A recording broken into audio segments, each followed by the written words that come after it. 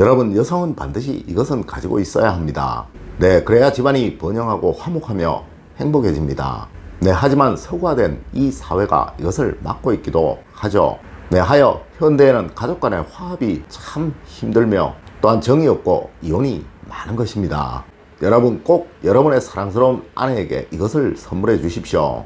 네, 그래야 여러분의 앞날이 행복하고 여러분이 하시는 모든 일들이 번창하고 또 번영하게 되는 것입니다.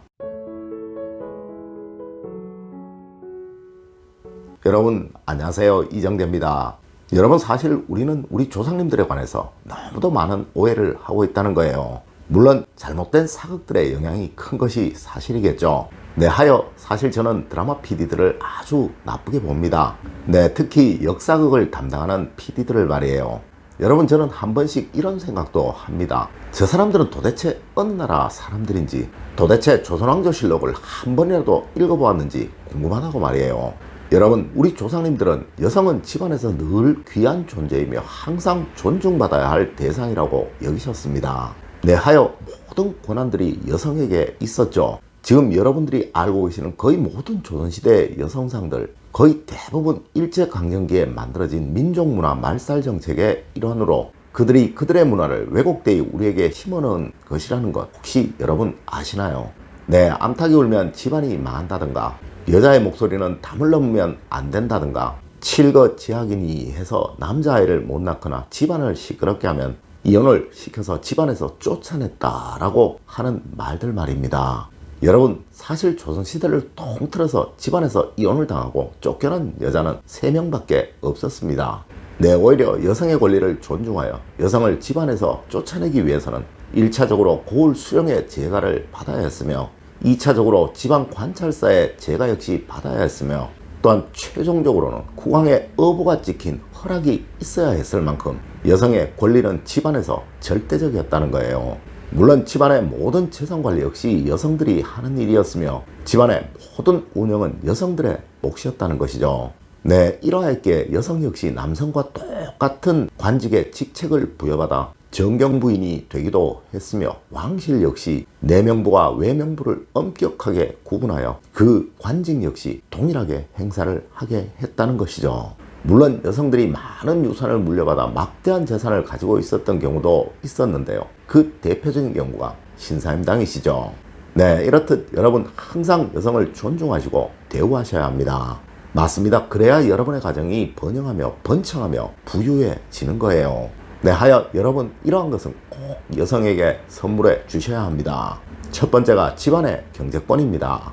우리 음양론의 근본은 양은 활동이고 성장이며 음은 고정이고 안정입니다. 네, 양의 활동이 커지면 커질수록 이 활동에 대한 성과물을 저장할 창고가 있어야 할 터인데 이것이 바로 음이며 이 음의 활동이 커지면 커질수록 양의 활동 역시 강해진다고 우리 조상님들은 말씀을 하셨다는 거예요.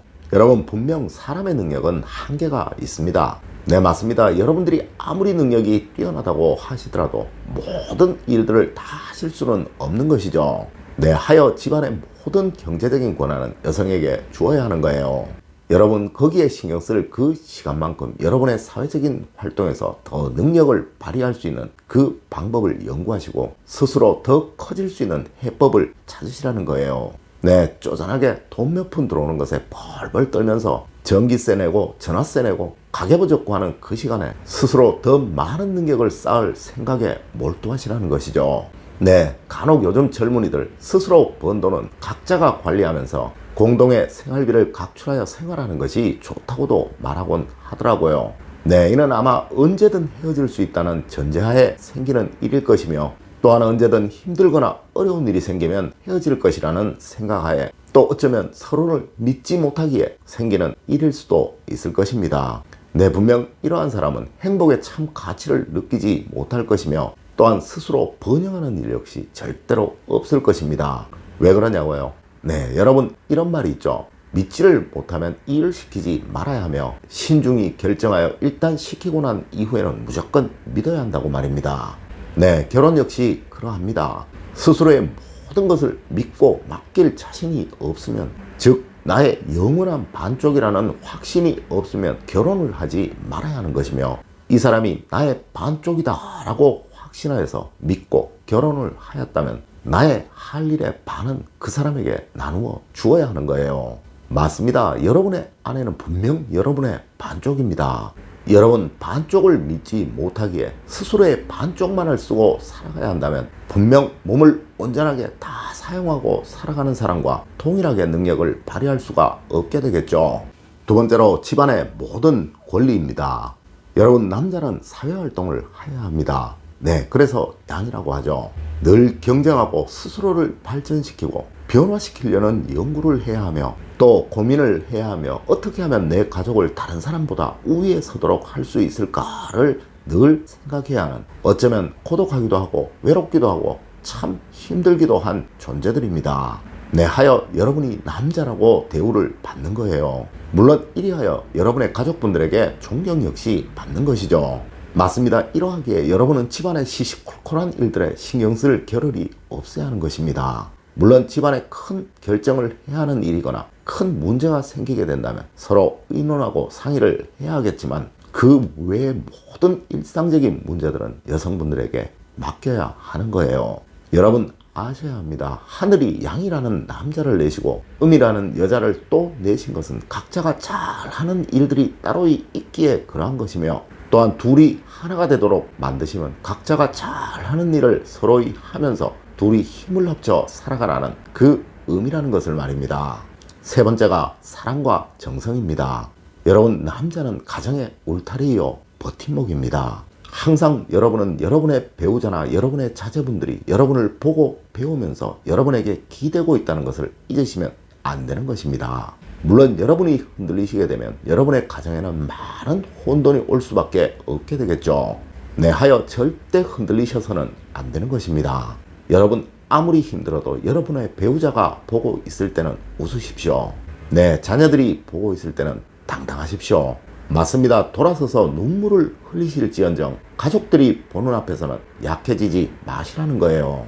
네, 혹 여러분의 욕심에 차지 않는 일이 생기더라도 화내거나 짜증내지 마시고요. 늘 여유로운 여러분이 되십시오. 네, 이것이 바로 사랑이고 여러분이 여러분의 가족분들에게 해줄 수 있는 최고의 정성인 것입니다. 매사 최선을 다하는 여러분, 언제든 여러분의 등이 세상에서 가장 넓다는 것을, 여러분의 가슴속이 세상에서 가장 포근하다는 것을 여러분의 가족분들이 느끼면서 살아갈 수 있도록 해주십시오. 네, 이것이 바로 남자로 태어난 여러분이 여러분의 아내에게, 여러분의 자제분들에게 해줄 수 있는 최고의 선물인 것입니다. 여러분 남자는 참 외롭고 힘든 존재입니다. 네, 힘들어도 힘들다 말도 못하고 어려워도 어렵다 말도 못하는 참 외롭고 불쌍한 존재들입니다. 하지만 여러분, 이러한 여러분은 분명 여러분의 가족분들에게 참 응원과 존경, 사랑을 얻을 것입니다. 네, 이로 인해 여러분은 끝없는 행복을 얻을 것이요, 이 행복이 여러분을 끝없이 번영하도록 만들어 줄 것입니다.